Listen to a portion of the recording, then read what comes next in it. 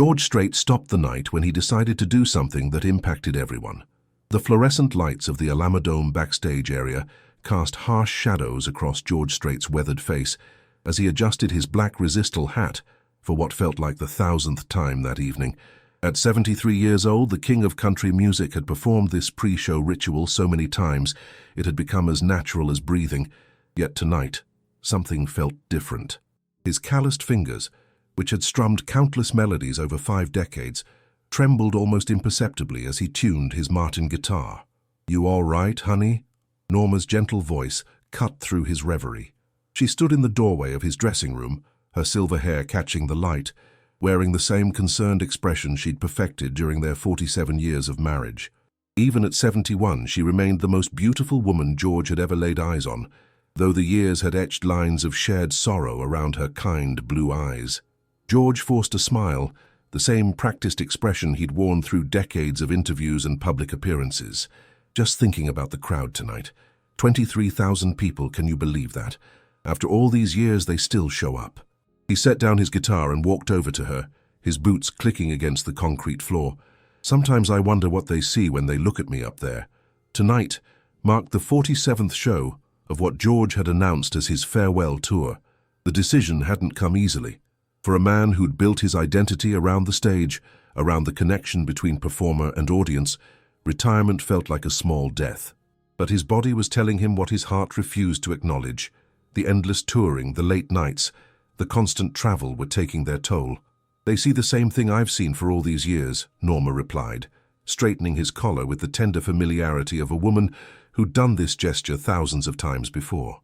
"They see a man who's given everything to his music, who's never forgotten where he came from." She paused, her voice dropping to a whisper. "They see someone who's survived things that would have broken lesser men." The unspoken weight of her words hung between them like a familiar ghost. Even after 37 years, neither of them could easily speak about that October night in 1986, when their 13-year-old daughter Jennifer had been killed in a car accident. The tragedy had nearly destroyed them both, but somehow through music and stubborn love, they'd found ways to keep breathing, keep living, keep performing. Now, as you sit there watching this story unfold, I invite you to join our community of storytellers. Please subscribe to our channel, share your thoughts in the comments below, and let us know where in the world you're watching from. Your support means everything to us as we continue to bring you these deeply moving stories that touch the heart and soul. George walked to the small mirror mounted on the wall and studied his reflection. The face looking back at him bore the marks of a life fully lived. Crow's feet from squinting under stage lights, deep lines around his mouth from decades of singing, a scar on his chin from a childhood accident on the family ranch in Pearsall, Texas. His dark eyes, though older now, still held the same intensity that had captivated audiences since his first hit single in 1981. Do you ever wonder what she'd look like now? The question escaped his lips before he could stop it, surprising them both with its rawness. It was a question that haunted their quiet moments, the one they'd learned to carry separately to spare each other additional pain. Norma's breath caught slightly. "Every day," she whispered, moving to stand beside him at the mirror. She'd be 50 now, can you imagine?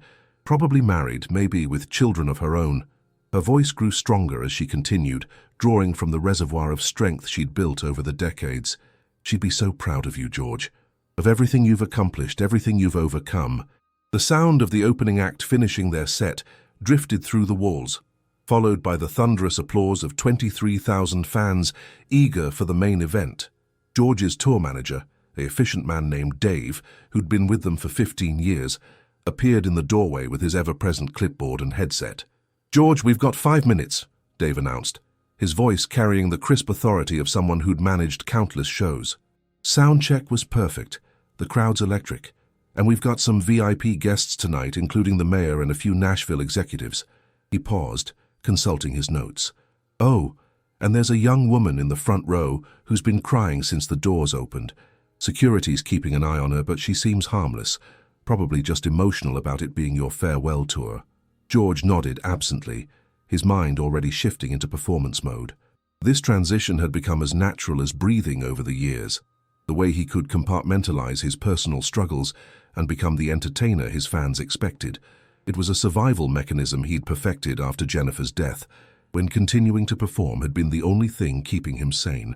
"I'll walk you to the wings," Norma said, taking his arm as they left the dressing room. The backstage area buzzed with controlled chaos, roadies making final adjustments to equipment, security personnel speaking into their radios, catering staff cleaning up from the pre-show meal. It was a familiar symphony of preparation that George had witnessed thousands of times before. As they walked through the maze of equipment cases and cables, George reflected on how this routine had become his anchor, the predictability of it all, the sound checks, the meet and greets, the careful choreography of a major concert production had provided stability during the most unstable period of his life. When grief threatened to overwhelm him in those early years after the accident, he could lose himself in the mechanics of performance. They reached the side stage area where George's band members were doing their final preparations. These weren't just employees, they were family. Some had been with him for over 2 decades, weathering personal tragedies, celebrating triumphs, growing old together on buses and in hotel rooms across America. Lead guitarist Jake Martinez caught George's eye and gave him a subtle nod, a silent communication that said everything was ready. "Remember," Norma said, rising on her tiptoes to kiss his cheek, "tonight isn't about saying goodbye. It's about celebrating everything you've given to people's lives. All those songs that got them through hard times, all those memories you've helped create." She smoothed an imaginary wrinkle from his black shirt. "Just be yourself up there. That's all they want." George squeezed her hand, drawing strength from her unwavering faith in him. "I love you, Norma Strait," he said, using the formal name he'd called her since their first date in high school. "More than all the songs I've ever written." "And I love you, George Harvey Strait," she replied, their private ritual complete. The stage manager approached with his headset crackling. 30 seconds, George. House lights are coming down now." George moved to his position at the edge of the stage, guitar in hand as the familiar rush of adrenaline began to build. Through a gap in the stage curtain, he could see the massive crowd, thousands of faces illuminated by the glow of cell phone screens, all waiting for him to transport them somewhere else for the next 2 hours. The opening chords of "Here for a Good Time" rang out, and George Strait stepped into the spotlight for what he believed would be just another show in a legendary career. He had no way of knowing that in less than an hour, everything he thought he understood about grief, healing, and the mysterious connections that bind human hearts together would be forever changed by a face in the front row that would stop time itself. The roar of 23,000 voices hit George like a physical force as he emerged from behind the stage curtain. The Alamodome erupted in a wall of sound that seemed to shake the very foundation of the building. Cell phone lights flickered like stars across the vast darkness, creating a galaxy of devotion that stretched from the floor seats to the highest reaches of the arena. This was the moment George lived for, the instant when individual voices merged into something greater, something transcendent. "San Antonio," George called into his microphone, his voice cutting through the noise with the authority of 5 decades on stage. "Y'all ready for some real country music tonight?" The crowd's response was deafening, a primal scream of anticipation that made the steel beams above vibrate sympathetically. George launched into his opening number with the precision of a master craftsman. His fingers found the familiar chord progressions on his Martin guitar, while his voice, still strong and clear despite his 73 years, carried across the arena with effortless power. The band behind him locked into the groove they'd perfected over countless performances. Jake Martinez's lead guitar weaving melodic lines around the steady rhythm section, the fiddle adding its plaintive cry to the mix. As he sang, George's eyes automatically scanned the crowd, a habit developed over decades of performing. He could read an audience like a book, sensing their energy, their mood, their readiness to be transported. Tonight's crowd was special. He could feel their emotional investment in every note.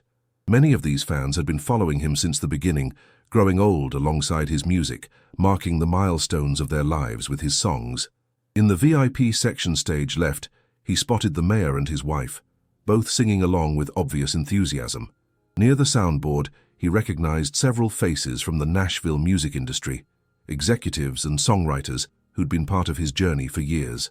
These were people who understood the magnitude of what this farewell tour represented, not just for George, but for country music itself. But it was during the third song, as he transitioned into Amarillo Morning, that something caught his attention. Movement in the front row, directly in his line of sight, drew his focus like a magnet. A young woman, perhaps 30 years old, was swaying to the music with tears streaming down her face. This wasn't unusual. George had seen countless emotional fans over the years, but something about her struck him as different. She had dark brown hair that fell in waves past her shoulders, and even from the stage, George could see that her eyes were a deep blue-green that seemed to catch the stage lights. She wore a simple white blouse and jeans, nothing that would normally make her stand out in a crowd. Yet George found himself returning his gaze to her repeatedly throughout the song. There was something familiar about her facial structure, the way she tilted her head when she smiled, the delicate curve of her jawline. George shook off the feeling, attributing it to the emotional weight of performing during his farewell tour. He'd been having moments like this lately, seeing ghosts in crowds, finding reminders of his lost daughter in unexpected places. "This next song," George said into the microphone as Amarillo Morning came to an end, "means a lot to me. It's about love that lasts through anything, through good times and bad, through joy and sorrow." He paused, his eyes inadvertently drifting back to the young woman in the front row. "It's called I Cross My Heart." The opening notes of the ballad filled the arena, and George began to sing the words that had become an anthem for couples across America. This song had been playing at weddings for over 30 years, had been the first dance for countless newlyweds, had comforted those dealing with loss and separation. Tonight, as always, the audience swayed in unison, many couples embracing as George's voice carried the eternal promise of unwavering love. But as he reached the chorus, something unprecedented happened. George Harvey Strait, the consummate professional who had never missed a note in 5 decades of performing, felt his fingers hesitate on the guitar strings. His eyes had locked onto the young woman in the front row, and the resemblance he'd noticed before suddenly became overwhelming, undeniable, impossible to ignore. The way she moved her hands while listening to the music was exactly how Jennifer used to conduct imaginary orchestras when she was small. The tilt of her head, the shape of her smile, even the way she brushed tears from her cheeks. Every gesture was hauntingly familiar. For a moment that felt like an eternity. George was transported back 37 years to his living room, watching his young daughter dance to his records while Norma laughed from the kitchen doorway. His voice wavered slightly on the line, "I Cross My Heart," and for the first time in his professional career, George felt the beginning of tears forming in his eyes while on stage. The band, sensing something was wrong, played a bit louder to cover his momentary faltering, but Jake Martinez shot him a concerned look from stage right. George forced himself to continue singing, drawing on decades of training and natural instinct, but his mind was reeling. The logical part of his brain insisted this was just a coincidence, just a grieving father seeing what he wanted to see, but his heart was telling him something different, something that defied explanation and rational thought. In the wings, Norma watched her husband with growing concern. She knew George's every expression, every gesture, and she could see that something was seriously wrong. He was staring at someone in the crowd with an intensity that was completely unlike him. Following his gaze, she stepped closer to the edge of the stage area and peered out at the audience. When Norma's eyes found the young woman George was staring at, her hand flew to her mouth in shock. The resemblance was impossible, devastating, beautiful and terrifying all at once. It was as if someone had taken a photograph of Jennifer and aged it 27 years, showing them what their daughter might have looked like if she'd lived to see her 40th birthday. "Oh my God," Norma whispered, gripping the metal railing that separated the wings from the stage. Her knees felt weak, and for a moment she thought she might faint. Dave, the tour manager, noticed her distress and moved to her side. "Mrs. Strait, are you all right?" Dave asked, his voice filled with concern. "Do you need to sit down?" Norma couldn't speak. She could only stare at the young woman who was unconsciously embodying every gesture, every expression that she'd memorized from her daughter's brief 13 years of life. The woman was completely unaware of the emotional earthquake she was causing simply by existing, simply by choosing to attend this particular concert on this particular night. Meanwhile, George was struggling to maintain his composure as he moved into the bridge of "I Cross My Heart." His voice, usually so controlled and steady, carried an emotional weight that hadn't been there at the beginning of the song. The audience, sensing the shift in energy, fell into an even deeper quiet, hanging on every note. The young woman in the front row seemed to notice George's increased attention and smiled up at him with genuine warmth. It was a smile that stopped George's heart completely, the same lopsided grin that Jennifer had flashed whenever she was caught sneaking cookies before dinner or staying up past her bedtime to listen to her father practice guitar. As the song built toward its climax, George made a decision that would change everything. Instead of looking away, instead of fighting the emotional tsunami threatening to overwhelm him, he chose to lean into the moment. His voice grew stronger, more passionate, as if he were singing directly to the mysterious young woman who had somehow carried his daughter's face into this arena on this night of nights. "And I cross my heart," George sang, his eyes never leaving the front row, "and promise to give all I've got to give to make all your dreams come true." The words took on new meaning, becoming less about romantic love and more about a father's eternal promise to a child he'd lost too soon. The crowd erupted in applause as the song ended, but George barely heard them. He stood frozen on stage, guitar in hand, staring at a face that had brought his carefully controlled world crashing down around him. In the wings, Norma was crying openly now, her hand pressed to her heart as if trying to keep it from breaking all over again. The young woman in the front row clapped enthusiastically, completely unaware that she had just shattered and healed two hearts simultaneously. She had no idea that her presence had transformed what should have been just another concert into something approaching the miraculous, something that would be talked about and remembered long after the last note had faded into the Texas night. George stood motionless for what felt like an eternity, but was probably only seconds. The arena remained in expectant silence, 23,000 people waiting for their beloved performer to transition into the next song. But George Harvey Strait, the man who had built a career on professionalism and emotional control, found himself completely paralyzed by a flood of memories and emotions he thought he'd successfully buried decades ago. Jake Martinez, sensing his boss's distress, began playing a soft instrumental bridge to buy George some time. The rest of the band followed his lead, creating a gentle musical cushion while their frontman struggled to regain his composure. This kind of improvisation was second nature to musicians who had worked together for over 20 years, but tonight it felt different. Tonight it felt like a lifeline. "I need to..." George started to speak into the microphone, then stopped himself. What was he going to say? That he was seeing ghosts? That a stranger in the audience had just transported him back to the worst day of his life and somehow made it beautiful again? The rational part of his mind screamed that he needed to continue the show, to maintain the professional facade that had served him so well throughout his career, but something deeper, something more primal, was overriding his trained instincts. This wasn't just about a passing resemblance anymore. As George studied the young woman's face more carefully, he noticed details that made his breath catch in his throat.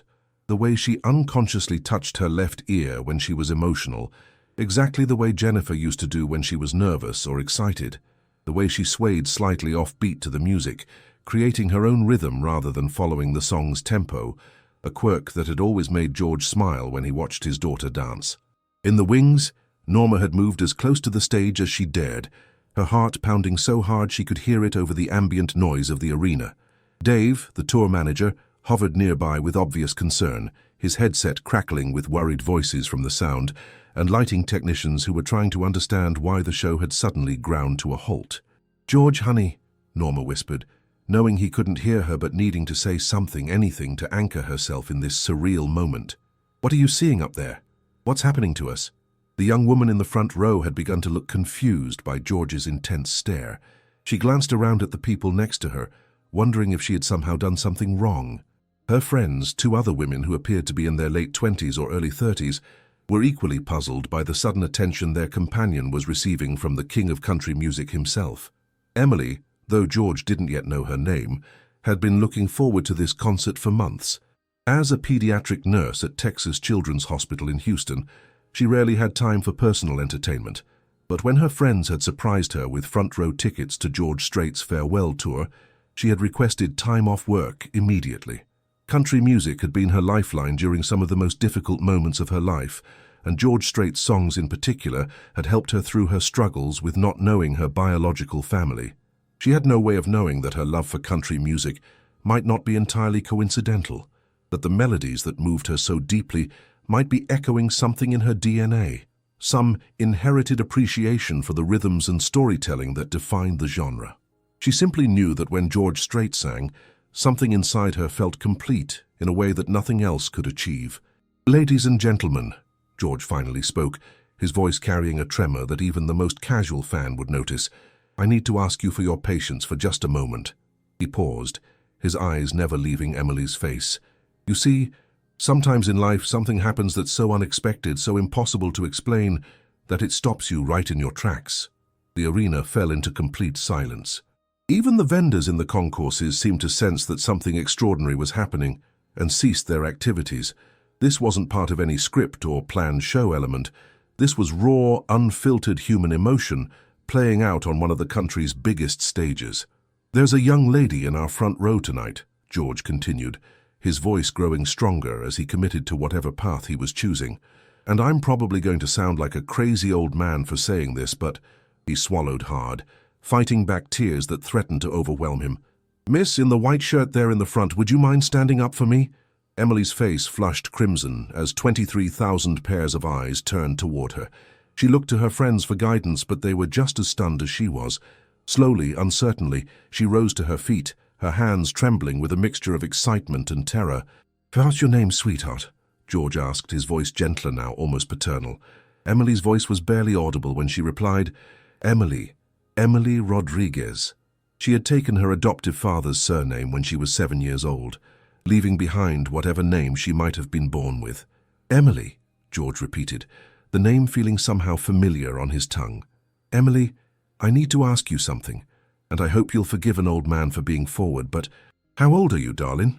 "I'm 30, Emily called back, her voice carrying better now as she overcame her initial shock. The crowd remained silent, sensing they were witnessing something unprecedented. George's knees nearly buckled. 30 years old. If Jennifer had lived, she would have been 37 now, but the math was close enough to send his mind reeling. "And where are you from, Emily?" "Houston," she replied, then added with a shy smile, "But I was actually born here in San Antonio. At least, that's what my adoption papers say." The word adoption hit George like a physical blow. Behind him, he heard Jake Martinez miss a note for the first time in his career, indicating that even the band was beginning to understand that something extraordinary was unfolding. In the wings, Norma gripped the railing so tightly, her knuckles turned white. "Adoption," George repeated slowly, as if testing the weight of the word. "Emily, this might sound strange, but would you mind coming up here on stage with me? I promise I'm not trying to embarrass you or put you on the spot. It's just—" He paused, searching for words that could possibly explain the impossible. "Sometimes the universe puts people in our path for reasons we can't understand right away." Emily looked around nervously. The crowd had begun to murmur, thousands of individual conversations creating a low buzz throughout the arena. Her friends were encouraging her with urgent whispers and gentle pushes toward the stage. "Go," one of them hissed. "When will you ever get another chance like this?" Security personnel appeared at the edge of the stage to escort Emily safely up the steps. As she walked toward George, her gait had the same slightly pigeon-toed quality that Jennifer had possessed, another detail that sent shockwaves through both George and Norma's already overwhelmed nervous systems. When Emily reached center stage, standing just a few feet from George under the blazing spotlights, the resemblance became even more pronounced. Up close, George could see that her eyes weren't just blue-green. They had the same golden flecks around the iris that had made Jennifer's eyes so distinctive. Her smile, nervous but genuine, was absolutely identical to the expression George had seen in countless photographs and carried in his memory for 37 years. "Emily," George said softly, speaking into his microphone so the audience could hear, but modulating his voice to create an intimate feeling despite the massive crowd. "I want to tell you something, and I want everyone here tonight to hear this story, because I think sometimes we all need to be reminded that there are forces in this world bigger than anything we can understand." He turned to address the full arena, his voice carrying the authority and emotional weight of a man who had lived through triumph and tragedy in equal measure. 37 years ago, my wife Norma and I lost our 13-year-old daughter Jennifer in a car accident. It was the worst day of our lives, a day that changed everything we thought we knew about fairness, about God, about how much pain the human heart can hold and still keep beating. The arena was now completely silent, except for the ambient hum of the sound system. Even the arena staff had stopped working to listen. George's confession was transforming the concert into something closer to a religious experience, a communal moment of shared grief and healing. For 37 years, George continued, Norma and I have lived with a hole in our hearts that nothing could fill. We learned to smile again, to laugh again, to love each other and love our music.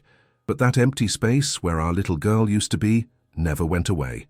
His voice broke slightly. Until tonight, when I looked down and saw Emily's face, and for just a moment, I could see what Jennifer might have looked like if she'd had the chance to grow up and become the beautiful woman I always imagined she would be. Emily's own eyes were now filled with tears as she began to understand the magnitude of what was happening.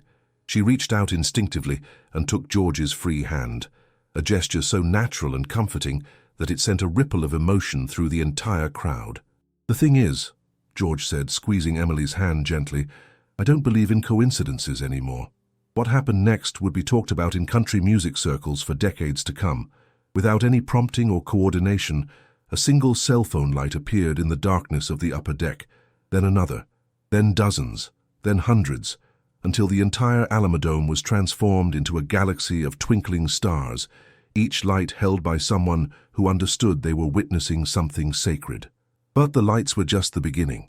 From somewhere in the crowd, a voice began singing a song that most casual fans had never heard.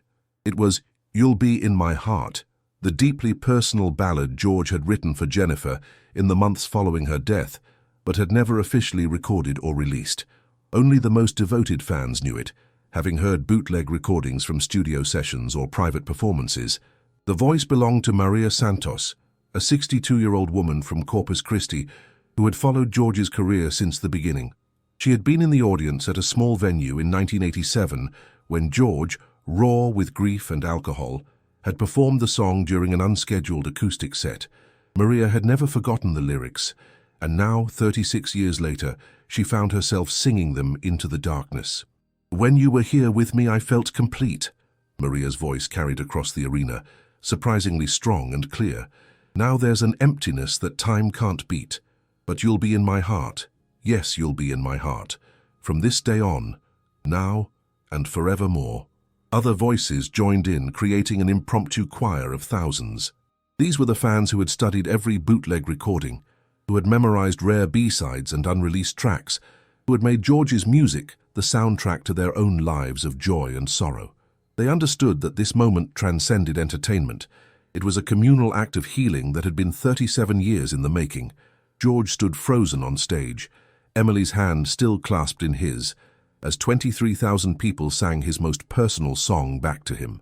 Tears streamed down his face openly now, the professional facade completely abandoned. This was the song he had written in his darkest hour, when the pain of losing Jennifer felt like it might kill him.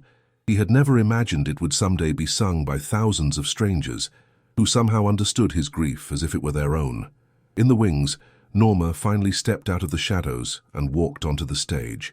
She moved slowly, deliberately, her eyes fixed on Emily with a mixture of wonder and disbelief. The crowd's singing grew even stronger when they saw her, recognizing that this moment belonged to both Strait parents, not just George. "Oh my God," Emily whispered as Norma approached. Even through her emotional overwhelm, she could see the striking resemblance between Norma's bone structure and her own. The shape of their foreheads, the curve of their cheekbones, the delicate arch of their eyebrows. The similarities were unmistakable when they stood close together under the stage lights. Norma reached them and immediately enveloped Emily in an embrace that felt like coming home. It was the hug of a mother who had waited 37 years to hold her daughter again, even if that daughter wore a different face and carried a different name.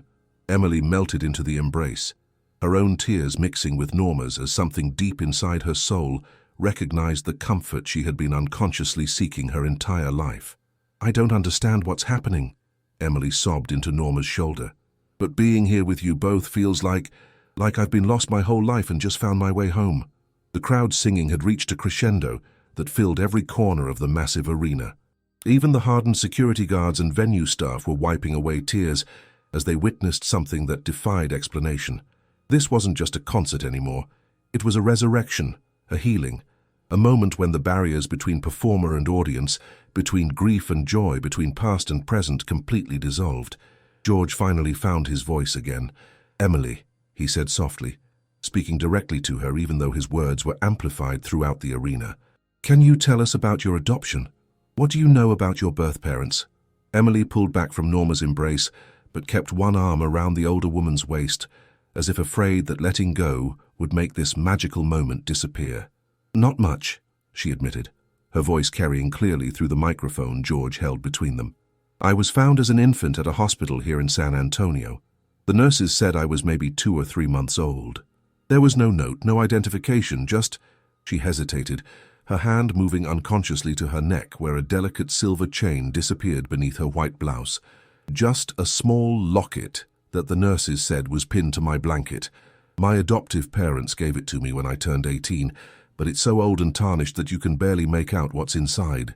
George and Norma exchanged a look that spoke volumes. They both remembered the silver locket that had been Jennifer's most treasured possession, a gift from her grandmother that she had worn every day since her 8th birthday. The locket had been destroyed in the car accident, or so they had been told by the investigators, who had returned Jennifer's personal effects. "Emily," Norma said gently, her voice trembling with barely controlled emotion, "could you show us the locket?" With trembling fingers, Emily pulled the chain from beneath her shirt. The locket was indeed tarnished and worn, its silver surface darkened by decades of age and handling, but the shape was unmistakable, a heart with delicate engraving around the edges that had once been clear and bright. George's guitar slipped from his nerveless fingers as he recognized the piece of jewelry that had once hung around his daughter's neck. The crowd, sensing something monumental was about to happen, fell into absolute silence. Even the building's air conditioning seemed to quiet, as if the universe itself was holding its breath. "Open it," George whispered, his voice barely audible even through the microphone. Emily's hands shook as she fumbled with the tiny clasp. The locket was old and stubborn, its mechanism stiff from years of disuse. Finally, with a soft click that somehow carried through the arena's sound system, it opened. Inside, barely visible through the tarnish and age, was a photograph so small it was little more than a suggestion of an image. But George and Norma could make out the essential details. A man in a cowboy hat, holding a tiny baby, both of them bathed in the golden light of what appeared to be a hospital room. "That's—" Norma's voice failed her completely. She knew that photograph because she had taken it herself, on the day Jennifer was born. George was holding their newborn daughter, still wearing the resistal hat he had refused to remove, even in the delivery room, because Norma had told him it was good luck. The silence in the arena stretched on, 23,000 people waiting for someone to explain what they were witnessing. George reached out with a shaking hand and gently took the locket from Emily, holding it up to catch the stage lights. "This is impossible," he said finally, his voice filled with wonder and confusion. "This is absolutely impossible, but—" He looked up at the crowd, then back at Emily and Norma. "This photograph, I remember when it was taken. It was October 14th, 1975, the day our daughter Jennifer was born." The crowd erupted in gasps and confused murmurs. Even Jake Martinez had stopped playing entirely, his guitar hanging silent at his side as he tried to process what was happening. Emily's knees buckled, and both George and Norma moved to support her. "But that's impossible," she whispered. "I was born in 1993. The dates don't match. Nothing makes sense." "Emily," George said gently, "what date were you told you were born?" "October 14th, 1993, Emily replied automatically, then stopped as the significance of the date hit her. October 14th, the same day Jennifer had been born, 18 years later. The same day Jennifer had died, 7 years before Emily's supposed birth. The mathematical impossibility of it all hung in the air like a challenge to everything they thought they understood about life, death, time, and the mysterious connections that bind human souls together. George found himself thinking about the countless nights he had prayed for just one more moment with his daughter, one more chance to tell her how much she meant to him. "I need to sit down," Emily said weakly, and George immediately guided her to the drum riser where she could rest. Norma sat beside her, never breaking physical contact, as if Emily might disappear if she let go. The crowd remained in stunned silence, processing what they had just witnessed. Many were recording on their phones, but somehow the usual intrusive feeling of being filmed was absent. This felt more like documentation of a miracle than exploitation of a private moment. "I don't know what's happening here tonight," George said finally, addressing both Emily and the crowd. I don't know how to explain any of this, but I know that sometimes life gives us gifts we never expected, in forms we never could have imagined. He paused, looking down at the locket still clutched in his hand. Maybe some connections are stronger than death, stronger than time, stronger than anything we think we understand about how the world works. The arena remained suspended in this moment of impossible possibility. 23,000 witnesses to something that would challenge their understanding of coincidence, fate, and the enduring power of love to transcend even the most final of separations. For several minutes, nobody spoke. The weight of what had just been revealed hung over the Alamodome like a sacred canopy, transforming the venue from a place of entertainment into something approaching a cathedral. George sat heavily on a monitor speaker, the locket still cradled in his palm, while Norma kept one protective arm around Emily, who was struggling to process the impossibility of her situation. Finally, Emily broke the silence. Her voice was small but clear, carrying through the microphone system that George had set down beside them. "Mr. Strait, George, I need to tell you something else." She paused, gathering courage for what she was about to reveal. "All my life, I've felt this connection to country music that I could never explain. My adoptive parents, the Rodriguezes, they're wonderful people, but they've never understood why I'm drawn to songs about heartbreak and loss and finding your way home." She looked up at the sea of faces surrounding them, thousands of people hanging on her every word. "When I was little, maybe 5 or 6 years old, I used to have these dreams. Not nightmares exactly, but dreams about being in a car during a thunderstorm. I would wake up crying, but I never knew why. My mom would hold me and tell me it was just my imagination, but the dreams felt so real, so familiar." George's face had gone pale. October 13th, 1986 had been a night of torrential rain, the kind of Texas thunderstorm that turned roads into rivers and made driving treacherous for even experienced drivers. The investigators had said that weather conditions had been a contributing factor in the accident that took Jennifer's life. "Emily," Norma whispered, her voice filled with a mixture of hope and terror, "what else do you remember from these dreams?" "Music," Emily replied immediately. "There was always music playing, something soft and country, coming from the radio. And there was a voice, a man's voice, singing along. It made me feel safe, even though I was scared of the storm." She looked directly at George. "It sounded like your voice, but that's impossible, isn't it? I wasn't even born yet." The silence that followed was deafening. Even the ambient noise of the arena seemed to fade away as everyone processed the implications of what Emily had just shared. George found himself remembering that terrible night, how he had been singing along to the radio as he drove through the storm, trying to keep Jennifer calm as the lightning flashed around them. Dr. Margaret Chen, a psychiatrist who happened to be in the audience that night, would later write about what she witnessed. In her professional opinion, what was happening on stage couldn't be explained by conventional psychology or medicine. The specific details Emily was sharing, the emotional responses from George and Norma, the uncanny physical resemblances, it all pointed to something beyond the realm of normal human experience. "There's something else," Emily continued, her voice growing stronger as she committed to telling her complete truth. "Every year on October 13th, I get this overwhelming sadness that I can't explain. My friends think I'm crazy, but I've always felt like that date was significant somehow. Like something important happened, but I could never remember what." George's hands were shaking now. October 13th was the anniversary of the accident, a date that he and Norma had learned to dread each year. They had never spoken publicly about how that date affected them, yet here was Emily, describing the exact same inexplicable sorrow. "Emily," George said finally, his voice thick with emotion, "I want to ask you something, and I need you to think carefully before you answer.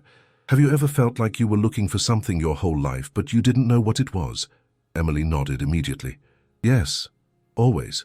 Even when I was happy, even when my life was going well, there was this sense that I was incomplete somehow, like there was a family out there that I belonged to, but I just couldn't find them." Tears were streaming down her face now. "Is it possible? Could I somehow be—" "I don't know," George replied honestly. "I don't understand any of this. But I know that love doesn't die, Emily. I know that the bond between a parent and child is stronger than anything in this world, stronger than time, stronger than death itself." Norma stood up suddenly, decision crystallizing in her eyes. "Emily, honey, would you come home with us tonight? Just for a few days. I know this is all overwhelming and confusing, but I think we need time to figure this out together, away from all these lights and cameras." The crowd held its collective breath, waiting for Emily's response. She looked around at the thousands of faces, all of them invested in her story now, all of them hoping for a happy ending to something that had started as tragedy. "I'd like that," Emily said softly. "I'd like that very much." The arena erupted in applause, but it wasn't the usual celebration of entertainment.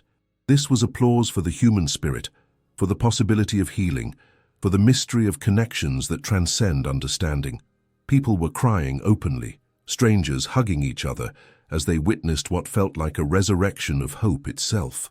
George picked up his guitar and microphone, knowing he needed to bring this extraordinary evening to some kind of conclusion. "Ladies and gentlemen," he began, his voice carrying new strength and purpose, "I came here tonight thinking this was just another show on my farewell tour. I thought I knew what my legacy would be. Some hit songs, some good memories, a life well lived in service to the music I love." He paused, looking at Emily and Norma, then back at the crowd. "But sometimes life has bigger plans for us than we could ever imagine. Sometimes the universe gives us gifts that remind us that love never really dies. It just finds new ways to manifest itself." The crowd was completely silent again, sensing that George was building towards something important. "I want to sing one more song tonight," George continued. "It's a song I wrote 37 years ago and swore I'd never perform in public, but tonight feels like the right time, the right place, the right audience to finally let it go." He began the opening chords of "You'll Be in My Heart," the song the crowd had sung spontaneously earlier. But this time his voice carried a different quality, not the raw grief that had characterized his private performances of this song over the years, but something approaching peace. As he sang, Emily joined in, her voice blending perfectly with his in harmonies that seemed impossible, given that she had never heard the complete song before tonight. Norma added her voice as well, creating a family chorus that hadn't existed an hour earlier, but felt like it had been waiting to be born for decades. The entire arena sang along, 23,000 voices united in a song of loss transformed into hope, of endings that might actually be beginnings, of love that refuses to be conquered by time or circumstance. When the song ended, George set down his guitar for the final time as a touring performer. "Thank you, San Antonio," he said simply. "Thank you for giving me the greatest gift an old cowboy could ever ask for, the chance to discover that some stories don't end. They just find new ways to continue." As the lights came up and the crowd began to file out, many people lingered, reluctant to leave the scene of something they instinctively knew they would never witness again. Security personnel, hardened by years of managing crowds, found themselves wiping away tears as they guided people toward the exits. Emily walked between George and Norma as they left the stage together, the three of them forming a unit that felt both brand new and ancient. The locket hung around Emily's neck again, but now it carried the weight of answered questions rather than eternal mysteries. Dave, the tour manager, approached them as they reached the wings. "George," he said quietly, I've been in this business for 30 years, and I've never seen anything like what just happened out there." George nodded, his arm around Emily's shoulders. "Dave, I need you to cancel the rest of the farewell tour. I think I just found something more important than saying goodbye." 6 months later, Emily had moved to San Antonio to be closer to George and Norma. DNA tests had revealed what their hearts already knew. There was no biological connection between them. But science couldn't explain the depth of their emotional bond, the way Emily fit seamlessly into their lives, or how her presence had healed wounds that 37 years of time couldn't touch. Emily continued her work as a pediatric nurse, but now she volunteered regularly at a children's hospital that George and Norma helped support. She had found her purpose not just in healing others, but in being part of a family that understood loss and chose love anyway. George never did complete his farewell tour. Instead, he began performing occasional benefit concerts, always with Emily and sometimes Norma joining him on stage. These performances became legendary, not for their musical perfection, but for their emotional authenticity and the visible love shared between the three performers. The night that stopped time had become the beginning of something new, a family chosen by circumstance, bound by love, and strengthened by the understanding that some connections transcend explanation. In a world that often seemed designed to separate people, they had found each other against impossible odds and created something beautiful from the ashes of heartbreak. The king of country music had discovered that his greatest hit wasn't a song at all. It was the melody of a family reunited, the harmony of love that refuses to be silenced, and the rhythm of hope that beats eternal in the human heart.